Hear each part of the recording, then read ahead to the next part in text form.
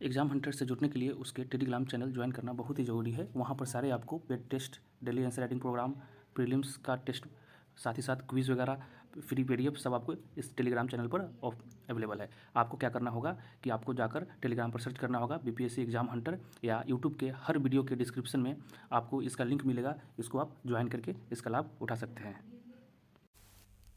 Hello everyone, welcome to Exam Hunter. So दोस्तों, ये इम्तियाज़ अहमद का जो समरी कर रहे हैं उसका ये दूसरा पार्ट है। इसमें हम लोग प्री मेडाइवल वाला सेक्शन को देखेंगे। जैसे सपोज करो कि पिछले वीडियो में हमने एंशियंट को देखा था, ठीक है। अब यहाँ पर आ गया मेडाइवल, तो एंशियंट यहाँ पर सपोज करो ख़त्म हो गया और मेडाइवल यहाँ से स्टार्ट होने वाला है। तो बीच का जो रीजन है ना, इसमें जो हलचल हुआ था ना, उसको हम लोग प्री मेडाइवल करें बोलते हैं, ठीक है। तो इस रीजन का इतिहास को हम लोग आज देखेंगे, ठीक है। और उसके बाद फिर हम मेडाइवल पर चलेंगे, उसके बाद मॉडर्न पर चलेंगे। और इसमें हम जो बता रहे हैं कि जो क्वेश्चन पूछने का चांसेस है, जो पूछे जा चुके हैं उसको आप ध्यान से देते जाइएगा, ठीक है।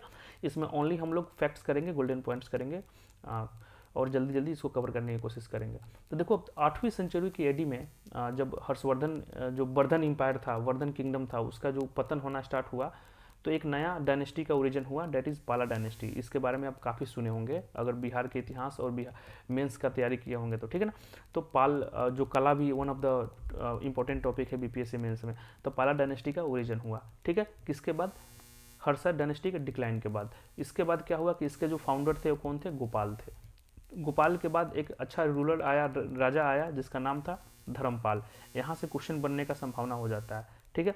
धर्मपाल ने क्या किया दोस्तों? कनौज पर आक्रमण किया, कनौज पर आक्रमण किया, और आक्रमण करने के बाद वहाँ के जो राजा थे उसको हराया, ठीक है। और वहाँ पर एक अपना जो होता है ना कठपुतली या प्रॉक्सी राजा, जो अपना एक कठपुतली जिसको चक्रयुद्ध नाम था, उसको वहाँ का राजा बनाया और एक टाइटल धारण किया जिसका नाम था उत्तरापथ स्वामीन, ठीक है। तो क्वेश्चन पूछा जा सकता है कि कनौज पर आक्रमण करने वाला कौन सा पाला राजा था? तो हो जाएगा धर्मपाल, ठीक है। उसने किसको राजा बनाया वहाँ का जीतने के बाद? चक्रयुद्ध को। और टाइटल कौन सा धारण किया? तो उत्तरापथ स्वामीन, ठीक है।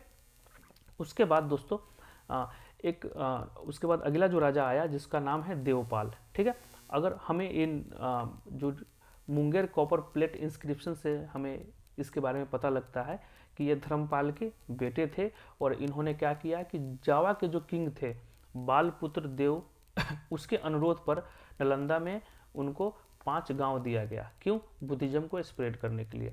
तो याद रखिएगा कौन थे? देवपाल थे, ठीक है। उसके बाद धीरे धीरे अगर देखा जाए दोस्तों, तो प्रतिहाराज जो थे उसका अटैक बिहार में होना स्टार्ट हो गया। अगर लुसेंट पढ़े होंगे तो प्रतिहाराज इसके बारे में आप पढ़े होंगे, ठीक है ना। तो उसका अटैक बिहार में होने लगा, और उस समय जो राजा था वो कौन था? मिहिर भोज था और महेंद्रपाल था, ठीक है। और धीरे धीरे करके कुछ पार्ट जो था, जैसे यूपी वाला जो रीजन है, ईस्टर्न यूपी वाला जो रीजन है, और सम पार्ट्स ऑफ बिहार, उसको कैप्चर कर लिया गया। किसके द्वारा? प्रतिहारा के द्वारा, ठीक है। अब देखो, अब जब प्रतिहारा का अटैक हुआ तो पाला एम्पायर का डिक्लाइन होना स्टार्ट हो गया। लेकिन एक समय ऐसा आया 11 एडी के समय में, उस समय क्या हुआ कि फिर से उदय होना स्टार्ट हुआ, अगेन राइज। जैसे चोल एम्पायर है, चोल के बारे में पढ़िएगा तो पहले डिक्लाइन होता है, फिर से ओरिजिन होता है इसका, ठीक है ना। तो वैसे ही इसके साथ हुआ पाला के साथ। 11वीं शताब्दी में महिपाल के अंदर क्या हुआ? अगेन राइज हुआ। अब महिपाल कम से कम मगध और बंगाल वाला रीजन तक कंट्रोल अपना किया, ठीक है। अब देखो, महिपाल के बाद जो राजा आया जिसका नाम है रामपाल। रामपाल के समय गढ़वाल जो थे ना, वो भी आक्रमण करना स्टार्ट कर दिए। और रामपाल का जब मृत्यु हो गया तो गढ़वाल ने क्या किया? गढ़वाल शाहाबाद रीजन, जो अभी आपको पता होगा कि अगर आप बिहार का मैप देखिएगा, ठीक है ना, बिहार का मैप देखिएगा तो ये वाला जो रीजन था ना, उसको हम शाहाबाद रीजन बोलते थे। और गया तक अपना कंट्रोल किया। कौन? गढ़वाल, ठीक है। अब देखो, अब उस समय उस समय बंगाल का जो रूल था, बंगाल में जो राजा थे वो सेना डायनेस्टी थे। उसका जो किंग था विजय सेन और वुला सेन, ठीक है ना। उन लोगों का भी चाहत था, उन लोग भी चाहते थे कि हम बिहार पर कंट्रोल करें। तो इधर से गढ़वाल और उधर से कौन? सेन, दोनों बिहार को पर कब्जा करने के लिए अपना इन्फ्लुएंस को बढ़ा रहे थे, ठीक है। अब क्या हुआ कि उस समय क्या हुआ दोस्तों कि दिल्ली सल्तनत का स्टार्ट हुआ। दिल्ली सल्तनत में जैसे बाबर ये सब आना स्टार्ट हुआ। बाबर बोल रहा हूँ, सॉरी। जब मोहम्मद गोरी बैटल ऑफ तराइन के बाद जो मोहम्मद गोरी आया, उसके बाद अपना जो दिल्ली सल्तनत का विस्तार होने लगा, ठीक है ना, गुलाम वंश हुआ ऐसे करके, उसके बाद खिलजी वंश ऐसे करके जो होना स्टार्ट हुआ। उसके बाद क्या हुआ कि उन लोगों को बिहार को मतलब तीनों डायरेक्शन से खतरा होना स्टार्ट हो गया। जैसे सपोज करो कि इधर से आपका सेना, इधर से आपका गढ़वाल और ऊपर से आपका तुर्क ने भी क्या किया, बिहार पर अटैक करना स्टार्ट किया। अब इसी तुर्क से बचने के लिए जो क्वेश्चन यहाँ पर इंपॉर्टेंट हो जाता है दोस्तों बीपीएससी पीटी के लिए, गढ़वाल जो डायनेस्टी थे उसका जो किंग था गोविंद चंद्र, इसका नाम याद रखिएगा, गोविंद चंद्र। इसने एक टैक्स स्टार्ट किया, ठीक है ना। टैक्स का नाम क्या था, तुरुस्क दंड टैक्स। देखो तुरुस्क तुर्क से निकला, दंड टैक्स। ये मतलब क्या है कि ये इंफॉर्मेशन हमें कहाँ से मिलता है, तो मनेर तामपत्र से मिलता है। वहाँ से हमें पता लगता है कि जो गोविंद चंद्र थे गढ़वाल डायनेस्टी के राजा, तुर्क से बचने के लिए एक टैक्स स्टार्ट किया जिसका नाम क्या था, तुरुस्क दंड टैक्स। अब ये टैक्स है ना किसान पर लगाया जाता था। किस पर दोस्तों, किसान पर लगाया जाता था। अब क्यों, क्योंकि जो उससे पैसा आएगा तो उस पैसे से हम लोग क्या करेंगे, प्रिपेयर होंगे किससे, तुर्क से बचने के लिए। आई होप यहाँ तक क्लियर हो गया होगा, ठीक है। अब देखो, अब इसके कुछ पाला डायनेस्टी के कुछ अचीवमेंट हुए हैं, उसके बारे में देख लेते हैं जो इम्पोर्टेंट काफ़ी है पीटी के लिए, ठीक है ना। जैसे धर्मपाल, तो धर्मपाल सोनापुरी और विक्रमशिला महाविहारा का क्या बनाया, फाउंड किया उनको, फाउंडेड विक्रमशिला महाविहारा एंड सोनापुरी महाविहारा, ठीक है। उसने 200 विलेज नालंदा महाविहारा को दान किया, ठीक है, ये याद रखिएगा। उसके बाद उदांतीपुरी जो है उसको किसने बनाया, तो उसको गोपाल ने बनाया। जगदल किसने बनाया, तो रामपाल ने बनाया। ये सारे इंफॉर्मेशन आपको लुसेंट में मिल जाएगा, ठीक है। अब ये जो ये है ना, ये आपको लुसेंट में नहीं मिलेगा, डेट इज़ वेरी इंपॉर्टेंट।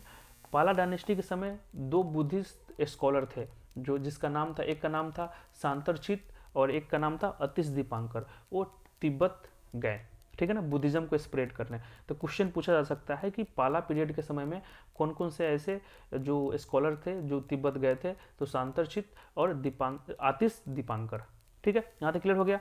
अब आइए, अब देखो उस समय क्या था कि शैलेंद्र वंशीय शासक ने भी देवपाल से नालंदा में एक बुद्धिस्ट टेम्पल का निर्माण की अनुमति ली थी, ठीक है। तो किससे, तो देवपाल से, ये भी याद रखिएगा। तो आई होप यहाँ तक क्लियर हो गया होगा, ठीक है। अब आइए, उसके बाद क्या हुआ कि जब पाला वंश, जो पाला डायनेस्टी का जो विलय हुआ, उसका जो डिक्लाइन हुआ, उसके बाद एक नया डायनेस्टी उभरा जिसको क्या बोलते हैं, कर्नाट वंश, जिसको कर्नाट डायनेस्टी बोलते हैं। और बीपीएससी का बहुत ही फेमस क्वेश्चन है दोस्तों, इसमें ये पूछता है कि पहला राजा कौन था और दूसरा लास्ट राजा कौन था। तो आप देखिएगा 60वां में पूछा गया है, उसके बाद आई थिंक 65वां में पूछा गया है, ठीक है। तो हमेशा ध्यान रखिएगा, पहला राजा जो था वो नानिया देव था और लास्ट कौन था, हरि सिंह देव था। तो हमको तो बहुत कन्फ्यूजन होता था याद करने में, तो हम याद किए कि नाना जो होते हैं ना आपके नाना जी बूढ़े हो जाएंगे, मर जाएंगे तो कहाँ पर जाएंगे, हरि के पास, भगवान के पास चले जाएंगे। तो मतलब क्या है कि सबसे पहले नानिया देव मर के कहाँ जाएंगे, हरि के पास। तो पहला राजा हो जाएगा और हरि दूसरा राजा हो जाएगा। मैं ऐसे याद किया, अपना देख लीजिएगा। उसके बाद गंगा देव, नरसिंह देव, राम सिंह देव, उसके बाद हरि सिंह, ठीक है। तब कर्नाट डायनेस्टी का जो अगर बिहार का मिथिला वाला जो रीजन है, बिहार को अगर देखोगे तो मिथिला वाला जो रीजन है वहाँ पर इसका उदय हुआ। कब, 11वीं सेंचुरी के एडी में, जब इसका डिक्लाइन हो रहा था पाला का, तब इसका उदय हुआ, ठीक है। और रामपाल के समय में क्वेश्चन यहाँ से पूछा जा सकता है इंपॉर्टेंट, कि किसके समय में कर्नाट वंश का फाउंड हुआ, तो रामपाल के समय में हुआ। और किसने किया, तो नानिया देव, ठीक है, नानिया देव ने किया। कहाँ पर, तो तिरहुत रीजन पर। यहाँ तक क्लियर हो गया। अब इसका जो बेटा था नानिया देव का, वो कौन था, गंगा देव। वो कौन था दोस्तों, गंगा देव, ठीक है। उसने अपना कैपिटल सिमरावगढ़ किया। तो क्वेश्चन आ सकता है कि ये कर्नाट वंश का कैपिटल कहाँ पर था, तो सिमरावगढ़, जो अभी प्रेजेंट कहाँ पर है, नेपाल में है। अब इसके बाद क्या आया, ये गंगा देव के बाद इसका बेटा जो आया दोस्तों, वो है नरसिंह देव, ठीक है। अब देखो नरसिंह देव जो आया, तो उसने क्या किया कि बंगाल के साथ, बंगाल में जो सेन शासक था, जो पहले हम लोग डिस्कस कर चुके हैं, उसके साथ संघर्ष करना स्टार्ट किया, ठीक है। और उससे बचने के लिए, जो सेन जो शासक है उससे बचने के लिए और अपने आप को स्ट्रांग बनाने के लिए, इन्होंने क्या किया, तुर्किश जो थे दिल्ली सल्तनत वाले, उनका साथ देना स्टार्ट कर दिया। ठीक है, मतलब तुर्क को सपोर्ट करना स्टार्ट किया, खासकर बख्तियार खिलजी को। तो अगर आप जो सोचते हो ना कि बख्तियार खिलजी आके बिहार शरीफ पर कब्जा कर लिया, तो बिना सपोर्ट का आया नहीं, इनका सपोर्ट था, नरसिंह देव का सपोर्ट था। तो ये आपको याद होना चाहिए। ठीक है, और बख्तियार खिलजी को ये नजराना भी गिफ्ट करना स्टार्ट किया। नजराना ये जस्ट लाइक एक टैक्स होता है कि हम आपको देंगे, आप मुझे प्रोटेक्ट करना और हम पर अटैक मत करना। ठीक है, यहाँ तक क्लियर हो गया। और इनका रीजन जो था तिरहुत से दरभंगा तक फैला हुआ था। तो ये नरसिंह देव इंपॉर्टेंट हो जाते हैं। ठीक है ना, तो ध्यान रखिएगा, यही जो हेल्प था बख्तियार खिलजी को, इन्होंने हेल्प किया था। अब उनके बाद उनके जो बेटे आते हैं राम सिंह देव। ठीक है, अब इनके समय में क्या हुआ कि एक क्वेश्चन जो बीपीएससी का बहुत ही इंपॉर्टेंट है, जो क्वेश्चन बनता है धर्मा स्वामीन। ठीक है ना, धर्मा स्वामीन एक स्कॉलर था। ठीक है ना, वो टिबेटियन ट्रैवलर्स जिसको बोल सकते हैं, उसने इस क्षेत्र में बताया है कि जैसे तुर्क सेनापति तुगरिल तुगन के असफल अभियानों के बारे में चर्चा किया है। ठीक है, तो मैंने आपको पहले ही बोला था कि पहले ही आपको बोला था कि जो नरसिंह देव थे वो बख्तियार खिलजी को हेल्प किए थे, लेकिन उसके बाद भी बहुत सारे इन्वेशन हुआ बिहार में, जैसे तुगरिल तुगन का हुआ। ठीक है ना, तो किसके समय में आ गया, तो क्वेश्चन पूछेगा आपको कि तुगरिल तुगन का इन्वेजन जो है, अभियान जो है असफल, सफल नहीं रहा, असफल, वो किसके समय में हुआ, तो राम सिंह देव के समय में हुआ। और कौन बताया है, तो धर्मा स्वामीन बताया है। वो कौन है, तो तिब्बतियन ट्रेवलर है। ठीक है ना, तिब्बतियन ट्रेवलर है, ये हमेशा ध्यान रखिएगा। ठीक है, तो यहाँ तक क्लियर हो गया। अब उसके बाद क्या हुआ कि अब उसके बाद जो राम सिंह देव के बाद जो लास्ट उनके जो राजा था, जिसका नाम क्या था, हरि सिंह देव। तो हरि सिंह देव के पास भी एक इंपॉर्टेंट क्वेश्चन बन सकता है बीपीएससी के लिए। इस समय क्या हुआ कि गयासुद्दीन तुगलक, हम आगे जब दिल्ली सल्तनत पढ़ेंगे तो इसके बारे में भी पढ़ेंगे। तो गयासुद्दीन तुगलक का अभियान हुआ, बंगाल में वो अभियान कर रहा था। ठीक है, तो बंगाल में अभियान करते करते क्या हुआ कि बिहार से ही होके जाता है। ठीक है, तो उसने क्या किया, हरि सिंह देव उस समय राजा था कर्नाट वंश में, तो उस समय अटैक किया है। ठीक है, तो हरि सिंह डर के है ना नेपाल भाग गया, डर के नेपाल भाग गया। ठीक है, तो गयासुद्दीन तुगलक ने विजय किया इस पर। तो क्वेश्चन आएगा कि हरि सिंह देव के समय में कौन सा ऐसा दिल्ली सल्तनत का किंग जो अटैक किया है, इस क्षेत्र पर अपना अधिकार प्राप्त किया है, तो गयासुद्दीन तुगलक। ठीक है, और 1368 में इस डायनेस्टी का अंत हो गया। ठीक है, अब इसके बारे में थोड़ा बहुत देख लेते हैं हरि सिंह देव के बारे में।